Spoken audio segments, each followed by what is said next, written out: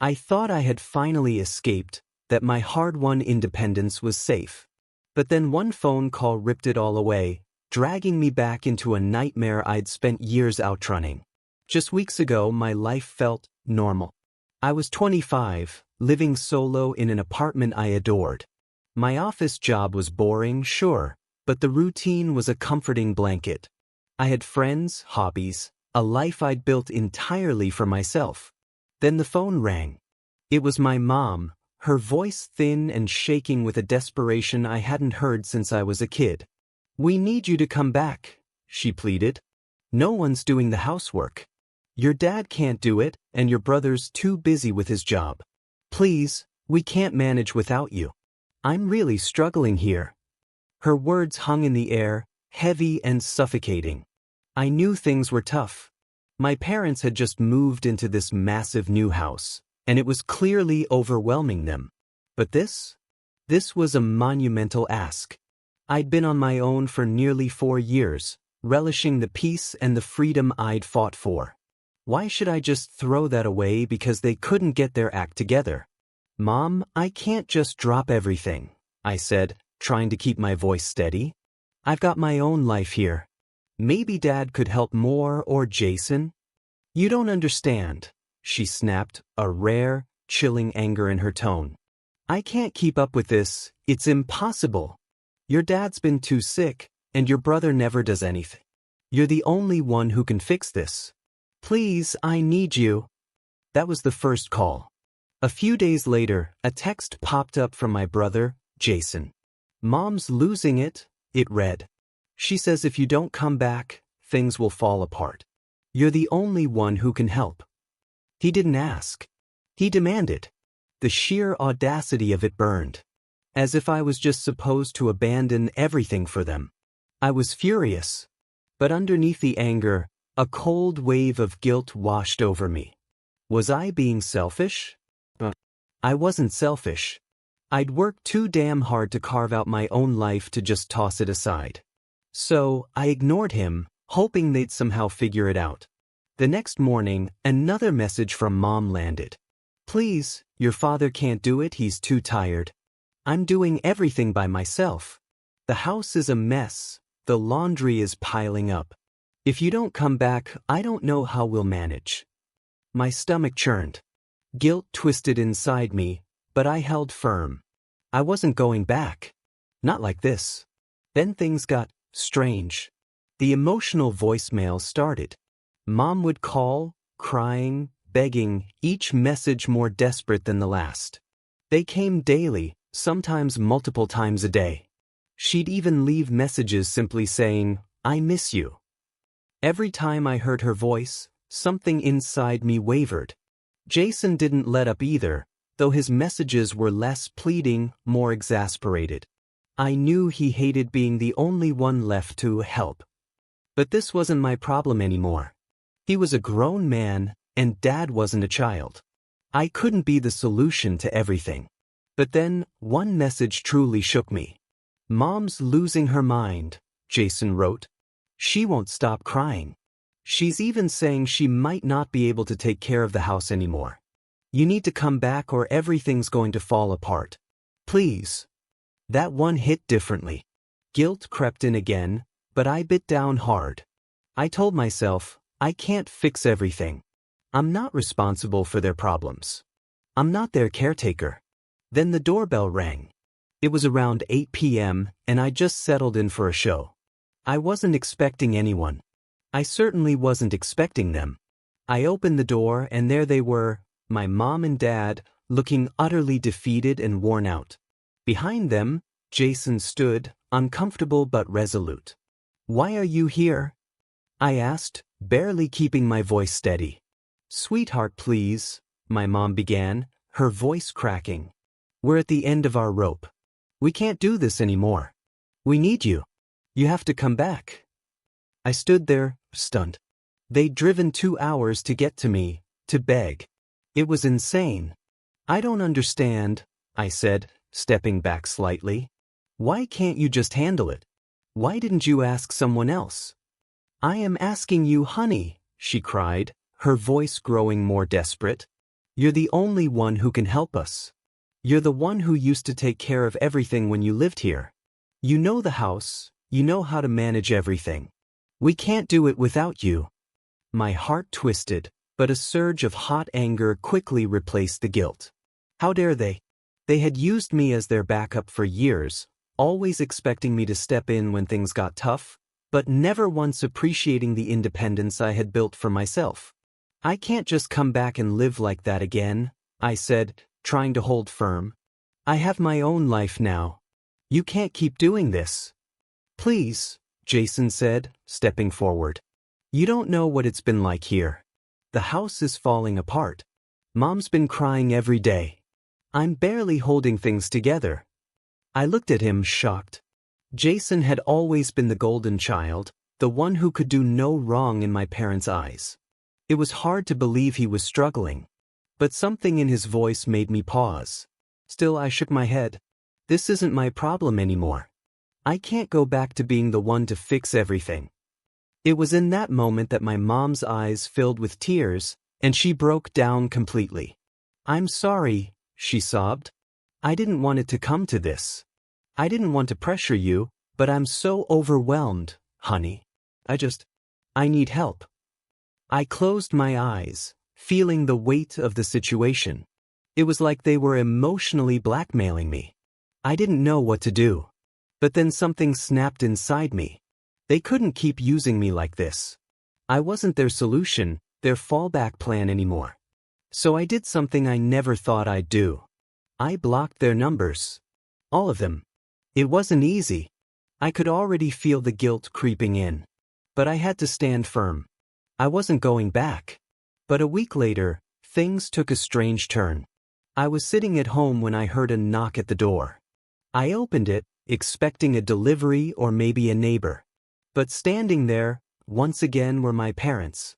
This time with Jason in tow, looking more determined than ever. "Why didn't you answer our calls?" my mom asked, her face a mix of confusion and frustration. "Because I can't do this," I said, trying to keep my voice calm. "I blocked you because I need space. You have to figure things out on your own." Mom's face twisted in disbelief. "We can't. We've tried. We don't know what to do anymore. You're the only one who can help us." I stepped back, my heart racing. "I can't go back, Mom. I've told you 100 times. I'm not coming back." And that's when Jason did something I didn't expect. He stepped forward and looked me in the eyes. "You really don't care about us, do you?" he said, his voice dripping with accusation. "I guess I shouldn't be surprised. It's always been about you, hasn't it? You always walk away when things get hard." That hit harder than anything they had said before. I froze. But Jason wasn't done. "We've been carrying this family on our backs, and now you're just going to abandon us? How can you live with yourself?" I stood there thinking. Something inside me was breaking, but I was also furious. How dare they twist this around on me? And that's when I realized, this wasn't just about the housework. This was about control. This was about them trying to manipulate me back into their lives, making me feel responsible for everything. But I wasn't going to let it happen. I was done being the family fixer. But the question was, what was I going to do now? What would it take to finally make them understand? It wasn't over. Not yet. I stood there, facing my family on the doorstep, their words still hanging in the air like a heavy fog. Jason's accusation cut deeper than I wanted to admit, and for a moment, I almost believed it. Was I really the one walking away when things got hard? Had I been that selfish all this time? But no. I quickly shut those thoughts down. I wasn't the one who had put myself in this position. They were the ones who couldn't take care of their own mess, and now they expected me to pick up the pieces again. "You don't understand," I said, my voice tight with emotion. "I've worked hard for what I have. I can't just throw that away every time you get in a tough spot." My mom's face softened, but there was still an edge of desperation in her eyes. "But we need you. We can't do this without you. Please, I'm not asking for much, just help us out, even if it's for a little while." I took a deep breath, trying to steady myself. This was what they always did. They knew exactly how to twist the knife. "You're not going to guilt-trip me into coming back," I said, my voice shaking despite my best efforts to sound strong. "You've done this before, and I'm not falling for it again. I need to live my own life." Jason stepped forward again, his face hardening. "You're being unreasonable. You're not even trying to help us. If you really cared about this family, you'd come back." "Stop," I snapped. "You don't get to tell me what I should do. You've always used me, and I've had enough." Jason's eyes narrowed. "You know what? Fine. I see how it is. But don't come crying to us when everything falls apart. We won't be there to fix it for you." I could feel the anger rising in me, but I refused to let them see how much they were getting under my skin. "You won't be there to fix anything," I shot back, "because I'm done being your backup plan." With that, I slammed the door in their faces. I stood there, leaning against the door, trying to catch my breath. My heart was pounding, and I could feel the adrenaline coursing through my veins. I knew it had to be done. It had to be over. I couldn't keep letting them drag me back into their mess every time it got too difficult. But still, something inside me felt wrong. Could I really just turn my back on them like this? I shook my head, banishing the thought. I had to stay firm. This was the only way they'd learn. If I kept giving in, they'd never change. I had to hold my ground. For the next few days, everything was quiet. No more calls, no more texts. At first, I felt a strange sense of relief. I could go back to my life, my routines. I didn't have to worry about being dragged into their chaos anymore. But then, as the days dragged on, the guilt started creeping in again. Maybe I was being too harsh. Maybe they really were struggling, and I was being a selfish, cold person. But no, I couldn't go back. Not again. A week passed. The silence had become almost unbearable. I was starting to feel like I had made a mistake, like maybe I should have helped. Maybe if I'd just gone back for a little while, it wouldn't have been so bad. But then, just as I was starting to second-guess myself, the doorbell rang again. I froze. My heart stopped for a moment, and the guilt hit me like a punch to the stomach. I didn't even want to answer it, but something inside me knew I had to. So I walked over to the door, my hand shaking as I reached for the handle. When I opened the door, I couldn't believe what I saw. There, standing on my doorstep, was my mom, my dad, and Jason. But this time, there was something different. They weren't crying and they weren't pleading. They weren't even angry. They looked defeated. My mom spoke first, her voice almost flat. "We need to talk." I swallowed hard, trying to steady myself. "I've told you everything I need to say." "This isn't about the house anymore," she said, her eyes searching mine. "We've realized we've been too hard on you. We should have never tried to guilt you into coming back. You're right, we've been taking advantage of you for years, and we're sorry." My heart skipped a beat. Was this a trick? Were they setting me up for another round of emotional manipulation? I couldn't be sure. Jason stepped forward, his expression unreadable. "Look, I don't know how to say this, but I was wrong. I didn't understand what you were going through. I didn't see how much you had to sacrifice just to keep everything from falling apart." I stared at him, unsure of what to make of this sudden shift in tone. Was this real? Was my brother actually apologizing? We need your forgiveness," my mom continued. "We didn't mean to make you feel like you were responsible for everything. We never should have put that pressure on you." I felt a knot form in my stomach. What was happening here? Was this the moment where everything changed? Were they finally seeing things from my perspective? "I don't know if I can forgive you," I said, my voice barely a whisper. "You can't just turn this around with a few words. It's not that simple." My dad, who had been silent up until now, finally spoke up. "We know it's not. We're just trying to make things right, even if it's too late." I felt my chest tighten as the weight of the situation sank in. They weren't begging anymore, not in the same way. They weren't demanding anything from me. They were offering something I hadn't expected, understanding. But then, just as I was starting to think maybe I could start to forgive them, my dad spoke again. "We need you to come back," he said, his voice steady but firm. "We can't handle the house on our own. We don't know what to do." For a moment I just stood there, stunned. After everything they'd said, after the apology, the realization that they'd been wrong, all of it seemed to dissolve in an instant. They were still asking me to come back. The anger surged again, stronger than ever. I had just gotten them to admit they'd messed up, and here they were making the same demands all over again. "I told you I'm not coming back," I said, my voice shaking with fury. "You need to figure this out on your own. I'm done being the one to fix everything for you." There was a long silence, and for a moment, I thought they might finally leave. But instead, they just stood there, staring at me, their eyes filled with something I couldn't quite place. Jason spoke up again, his voice softer now. "We don't know how to do this without you." The words hit harder than I expected. Was I really just going to turn my back on them again, after everything, after the apology? But the answer was clear. I wasn't going back. Not this time. I slammed the door again, and this time, I meant it. The days that followed were heavy, like the air before a storm. I tried to keep busy. Work, the gym, meetings with friends, anything to keep my mind occupied.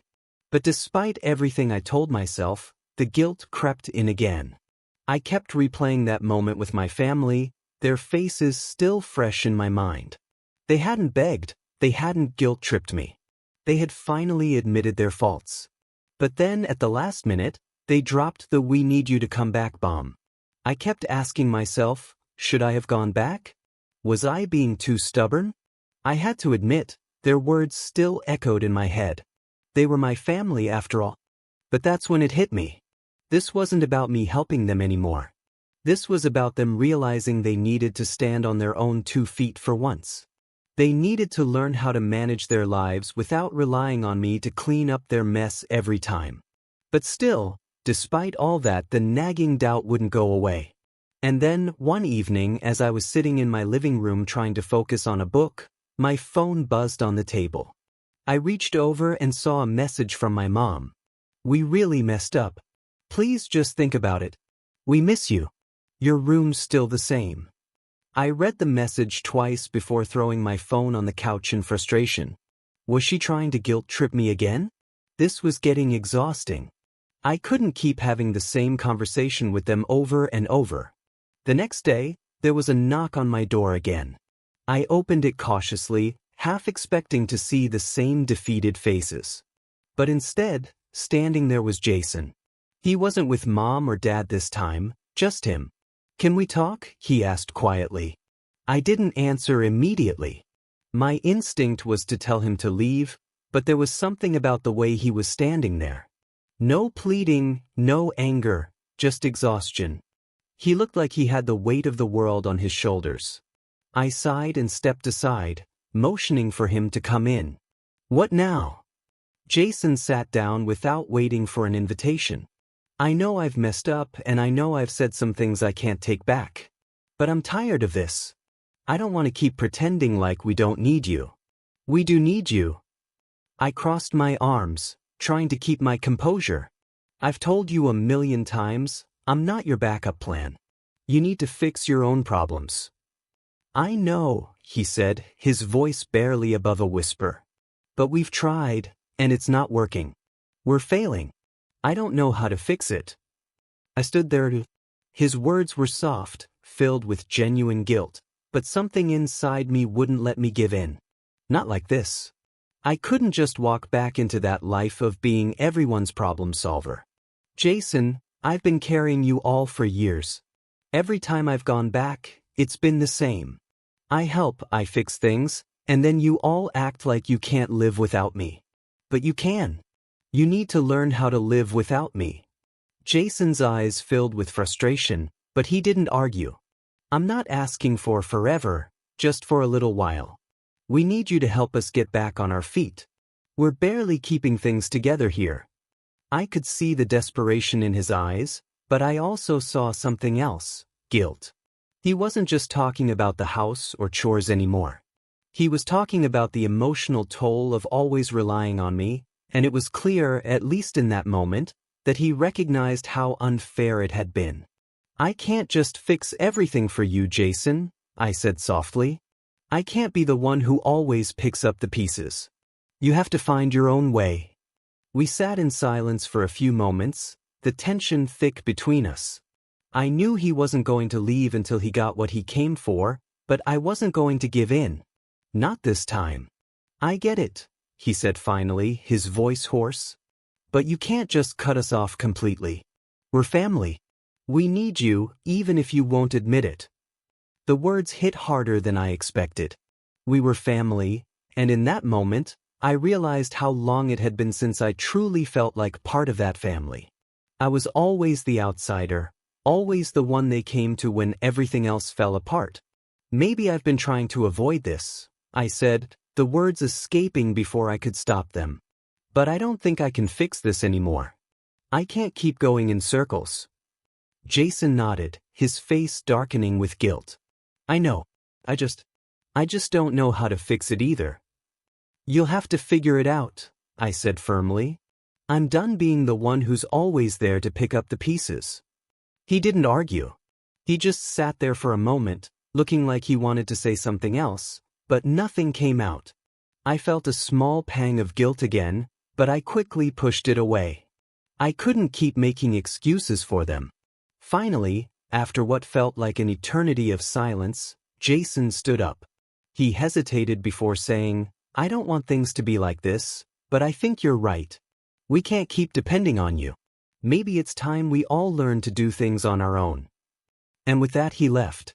I stood there in the middle of my living room, still processing everything that had just happened. Part of me wanted to feel victorious. I had finally stood up for myself. I had finally put my foot down. But another part of me, one I didn't want to acknowledge, felt empty. Was I doing the right thing? Was I being too harsh? I didn't know. But I knew one thing for sure: I couldn't go back to the way things were. The following weeks were quiet. Too quiet. I didn't hear from my family at all. No more texts, no more calls. I kept thinking about what Jason had said, about things needing to change. But I couldn't shake the feeling that it wasn't over yet. Something was still unresolved, and I could feel it building, like a storm on the horizon. Then one afternoon, as I was grabbing groceries from my car, I saw a familiar face in the driveway. It was my mom, and she wasn't alone. She was holding a box, and my heart skipped a beat. Before I could even say anything, my mom walked up to me, her expression serious. "We need to talk," she said, her voice uncharacteristically cold. "And this time, I'm not asking." I felt the hairs on the back of my neck stand up. My heart raced, and for a moment, I considered closing the door in her face. But something inside me, some mix of guilt, curiosity, and exhaustion, made me hesitate. I stood there for a few seconds before I opened the door wide enough for her to step inside. "Come in," I said flatly, my voice betraying none of the emotions that were swirling inside me. She walked past me without saying a word, her eyes scanning my apartment like she was inspecting a crime scene. I followed her into the living room, and she set the box down on the coffee table before sitting down across from me. Her face was unreadable, but her posture, stiff, defensive, told me she wasn't here to apologize. "Why are you here, Mom?" I asked, trying to keep my voice steady. "I told you what I needed. I've been clear." She didn't respond right away. Instead, she glanced at the box, then at me. Her eyes softened for just a second, but only for a second. "This isn't about what you need," she said, her voice low. "This is about what we need. And what I need from you, for once, I need you to listen." I crossed my arms. "You always say that, but you never listen to me, do you? You just tell me what you want and expect me to drop everything to fix it." She winced at the words, but she didn't argue. "I know you're angry," she said, almost apologetically. but this is different. I've been thinking a lot about everything, about how we've treated you, and I know you've been carrying all of us for so long, and I've never truly appreciated it." My chest tightened. She was talking about accountability, but was it sincere? Had she really changed, or was this just another attempt to get me back into the fold? The silence between us grew thick, and I couldn't shake the feeling that something else was coming, something important. "Then why now?" I asked quietly. "Why the change now? You've always relied on me, and then you let me go, expecting me to just be fine, to move on like it was nothing." She looked down, her fingers picking at the edge of the box. "Because it's not nothing. What we did to you, it's not right. And it's time for us to face it. To face you." I couldn't tell if she was being genuine or if she was just trying to avoid the real issue. But something in her voice told me this time might be different. Maybe she did get it. Maybe she was finally seeing me, not as the fixer or the helper, but as someone who had their own needs, their own life. But I couldn't just trust her words, not after everything.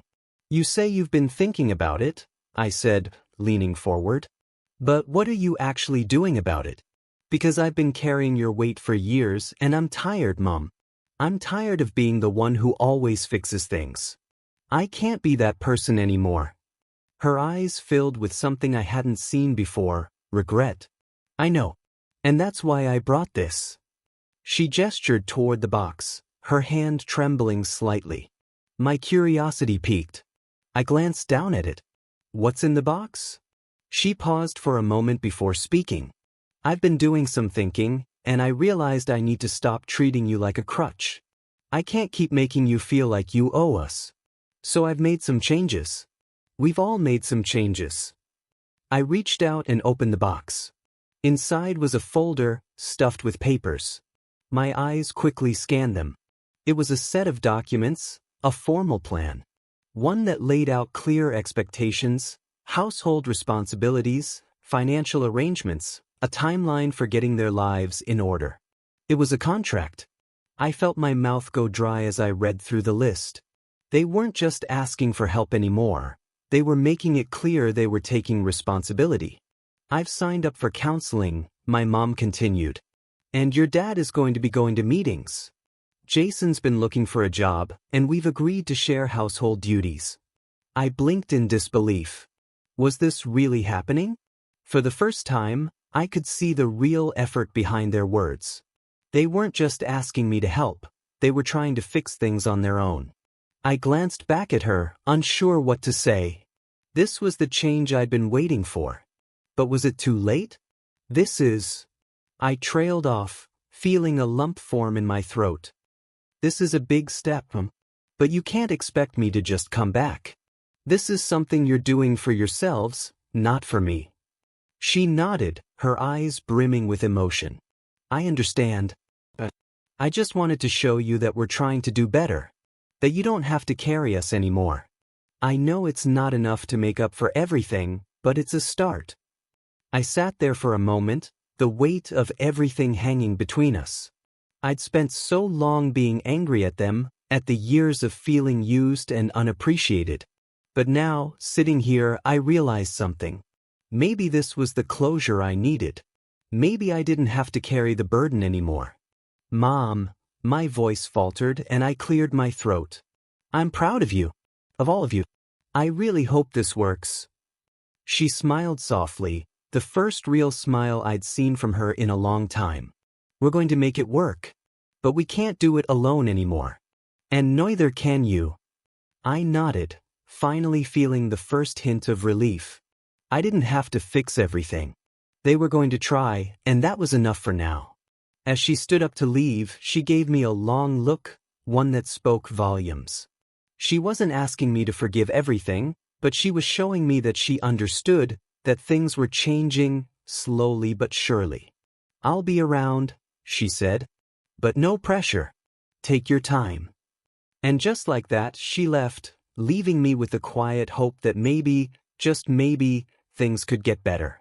As I closed the door behind her, I leaned against it, letting out a long, exhausted breath. I had no idea what the future held. But I knew one thing for sure: I was no longer the person I was before. I had stood my ground. I had demanded respect. And now, for the first time in years, I could finally begin to think about my own life. Not as a fixer, not as a support beam for a broken family, but as me. And that felt like the best victory of all.